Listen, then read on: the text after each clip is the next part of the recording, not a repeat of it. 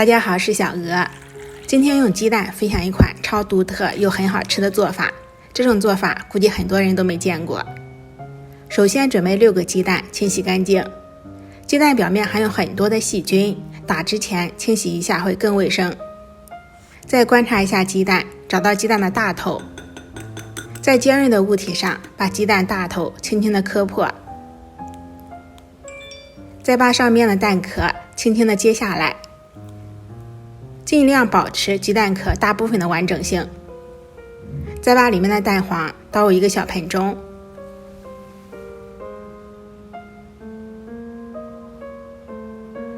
全部打好之后，再用筷子充分的搅散，放在一边备用。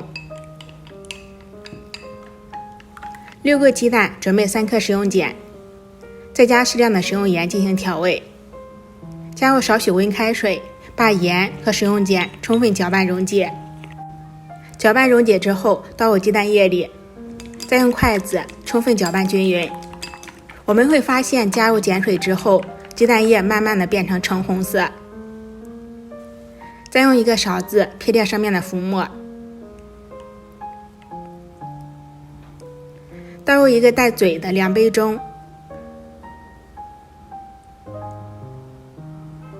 把它给再次倒回鸡蛋壳里，不要倒太满，大概9分满，保留一点点的空间就可以了。全部倒好之后放在一个蛋托上，如果没有蛋托，我们也可以用酒瓶盖、矿泉水瓶盖，或者说用胡萝卜片挖出来一个洞也可以。然后冷水上锅，盖上盖子，大火烧开。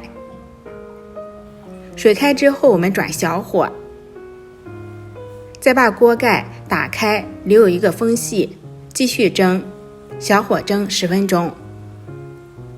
蒸好之后直接打开盖子，我们的鸡蛋就已经蒸好了。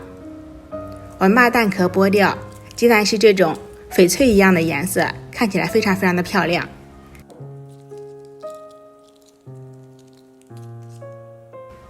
而且非常非常的有弹性，在桌子上弹一下会像橡皮球一样。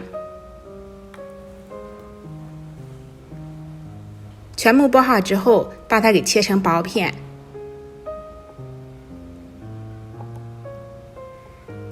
电饼铛或平底锅预热刷油，放入切好的鸡蛋片，我们小火慢煎，煎至底部金黄之后，给它翻下面，煎到另外一面金黄就可以了。煎至2面金黄之后，再撒上一些辣椒粉、孜然粉，还可以再撒上一些烧烤料，盛出装盘即可开吃。鸡蛋这种吃法是一种非常受欢迎的特色小吃，实蛋劲道 Q 弹有嚼劲，吃一次就念念不忘。没吃过的朋友可以收藏起来试一下哦。喜欢我的视频就收藏、点赞、关注、转发一下哦。下期节目再见，感谢您的观看。